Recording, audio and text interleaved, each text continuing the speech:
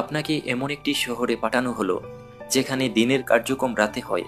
এখানে আপনি যা ইচ্ছা তাই করতে পারবেন, যা খুশি খেতে পারবেন, যা খুশি দেখতে পারবেন, যেমন খুশি ঘুরে বেড়াতে পারবেন, মদ জুয়া নারী ভোগবিলাস সবই করতে পারবেন। এই শহরে কেউ একবার গেলে আর আসতে চায় না, যার নাম পাপের শহর। ভাবছেন দুনিয়াতে এমন শহর আছে নাকি? তবে হ্যাঁ, এই শহরের বিস্তারিত আলোচনা করব এই ভিডিওতে। আপনি যদি এই চ্যানেলে নতুন হয়ে থাকেন তাহলে চ্যানেলটি সাবস্ক্রাইব করুন, আর ইতিমধ্যে সাবস্ক্রাইব করে থাকলে আপনাকে ধন্যবাদ। মার্কিন যুক্তরাষ্ট্রের নেভাডা অঙ্গরাজ্যের শহর লাস ভেগাস।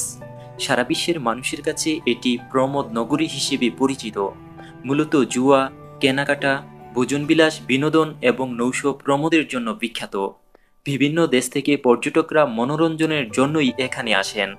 এটি আমেরিকার ২৮তম জনবহুল নগরী। লাস ভেগাস উপত্যকা সামগ্রিকভাবে নেভাডার শীর্ষস্থানীয় আর্থিক, বাণিজ্যিক এবং সাংস্কৃতিক কেন্দ্র হিসেবে কাজ করে। কিন্তু এই শহরটির আরও একটি পরিচয় রয়েছে, এটিকে পাপের শহর বলা হয়ে থাকে। স্প্যানিশ ভাষায় লাস ভেগাস অর্থ তৃণভূমি।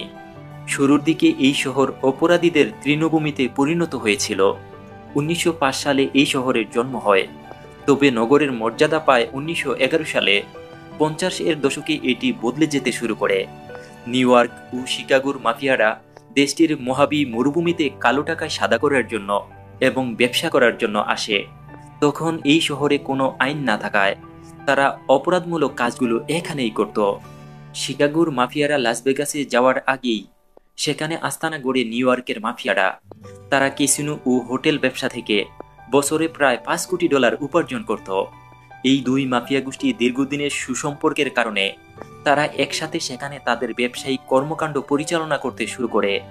ফলে বিভিন্ন স্থান থেকে আগত বিপুল পরিমাণ অবৈধ অর্থ লাস ভেগাসে এসে বৈধ সম্পত্তিতে পরিণত হতে থাকে। এর ফলে মানি লন্ডারিং এবং অর্থ পাচারের নগরীতে পরিণত হয় লাস ভেগাস। এই দুই মাফিয়া গোষ্ঠী সেখানে চমকপ্রদ বিভিন্ন ভবন, ক্যাসিনো এবং ব্যবসা প্রতিষ্ঠান সহ বিভিন্ন বড় বড় প্রতিষ্ঠান গড়ে তোলে। ওই সময় প্রায় ৮০ লক্ষেরও বেশি লোক মরুভূমিতে গড়ে ওঠা এই নতুন শহরে ঘুরতে আসে।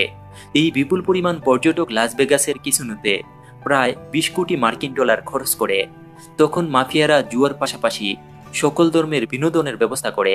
লোক সমাগম আরও বাড়াতে হলিউডের এই সময়ে বড় বড় তারকাদের আমন্ত্রণ জানায় ক্যাসিনোগুলোতে। আর এভাবে লাস ভেগাস হলিউড তারকাদের মিলন মেলায় পরিণত হয়। এক সময় লাস ভেগাসের জুয়ার ব্যবসা তৎকালীন সময়ের খনিজ তেল শিল্পের চেয়েও অধিক মুনাফা অর্জন করতে শুরু করে। ওরা পেনসেগাস বেরাস স্টেজ অ্যান্ড ভাগেস, এই স্লোগানটি আধুনিক পর্যায়ে ব্যবসায় অন্যতম বিখ্যাত একটি ট্রেড লাইন। এমনকি হলিউডের বিখ্যাত সিনেমা কিংবা সিরিজেও এই লাইনটি ব্যবহার করা হয়েছে অনেকবার। শুধুমাত্র একটি লাইনের কারণে লক্ষ লক্ষ ভ্রমণপিপাসু মানুষরা ছুটে এসেছে সিন সিটি বা পাপের শহর নামে পরিচিত এই লাস ভেগাসে। এই শহরের বাতাসে যে স্বাধীনতার স্বাদ পাওয়া যায়, সেটাকে এই শহরের মানুষ এসে সেই রূপ ধারণ করতে পারে, যা সে নিজের বাড়িতে বা শহরে এলেও করতে পারে না। এই শহরের মানুষকে সেই সব কিছু থেকে মুক্তি দেয় যা থেকে মানুষ নিজের শহরে চাইলেও মুক্ত হতে পারে না। প্রাপ্তবয়স্ক মানুষের বিনোদনের নানাবিধ সুযোগ ও উপায়ের ব্যবস্থা এই শহর করে দিয়েছে সিন সিটি বা পাপের নগরীর উপনাম। এছাড়াও প্রাপ্তবয়স্কদের তীর্থস্থান হিসেবেও পরিচিত এই পাপের শহর লাস ভেগাস। বিশ্বের বৃহত্তম ২৫টি হোটেলের ১৮টি লাস ভেগাসে। হোটেলের নামগুলো কিছুটা অদ্ভুত রকমের, যেমন সিজার, বেলজিউ, পেডিস, সার্কাস সার্কাস, নিউয়ার, লক্সই ইত্যাদি। শহরের যে সমস্ত রাস্তা জুড়ে নেশাছর মানুষগুলোকে জাগিয়ে রাখার ক্যাসিনোগুলো আর বিখ্যাত হোটেলগুলো ছড়িয়ে আছে, সেই জায়গাটুকু লাস ভেগাসের পিট নামে পরিচিত। প্রতিনিয়ত হাজার হাজার মানুষ খেলে চলেছে লক্ষ লক্ষ ডলারের জুয়া। এই ক্যাসিনোগুলোতে সময় দেখার কোনো ঘড়ি থাকে না, না থাকে বাইরের কোনো আলো আসার ব্যবস্থা। কিন্তু আলো না থাকলে কি হবে? অন্ধকারে ভিড় ঠেলে ঠিকই চলে আসে ফ্রি অ্যালকোহলের উদ্দেশ্যে। একটা জুয়ার টেবিল কিংবা স্লট মেশিন যেন দিনরাত্রের কোনো হিসাব রাখে না। নিটুর ছলনায় যেন নিঃস্ব করার সুনিপুণ আয়োজন। দুনিয়া ভুলে খেলা খেলে যায়, কেউ বিরক্ত করবে না আপনাকে। জুয়ার আসরের জন্য বিখ্যাত এই শহরের লোকজন এত বেশি জুয়ায় আসক্ত যে তারা নাকি যে কোনো বিষয়ে বাজি ধরে বসে থাকে। ১৯৮০ সালে লাস ভেগাস হাসপাতালের বেশ কিছু কর্মচারীকে চাকরি থেকে বাদ দেওয়া হয়েছিল। তারা নাকি হাসপাতালের রোগীর উপর বাজি ধরত যে কখন রোগী মারা যাবে। এমনকি একজন নার্স নাকি বাজিতে জেতার জন্য একজন রোগীকে পর্যন্ত হত্যা করেছিল। জনসমক্ষে ডাকডোল পিটিয়ে জুয়ার আসরে বসা এখনো ভদ্র সমাজের চোখে দৃষ্টিকটুর একটি ব্যাপার, কিন্তু পশ্চিমের দেশগুলোতে এরকম কোনো ব্যাপারই নেই। আমাদের বর্ণমূলক একটি ধারণা যে জুয়া খেললে সর্বস্ব হারাতে হয়, এবং অনেকাংশে সত্যি হয় উপমহাদেশ কিংবা পশ্চিমা দেশগুলোতে। কিন্তু জুয়া খেলে নিজের ডুবুডুবু ভাগ্য তৈরিতে বাঁচানো সক্ষম হয়েছে একজন বিখ্যাত ব্যক্তি। আন্তর্জাতিক খ্যাতিসম্পন্ন কুরিয়া কোম্পানি ফেডেক্স এর প্রধান প্রতিষ্ঠাতা ফেডেক্স মিথলাস বেগাচে এসে জুয়া খেলে বাঁচিয়ে নিয়েছেন তার কোম্পানি। তিনি কোম্পানির সর্বশেষ $5,000 নিয়ে আসেন এই পাপের শহরে। সেখান থেকে জুয়া খেলে $27,000 জিতে নিয়ে যান, যার মধ্যে $24,000 তার কোম্পানির জ্বালানির বিল দেন।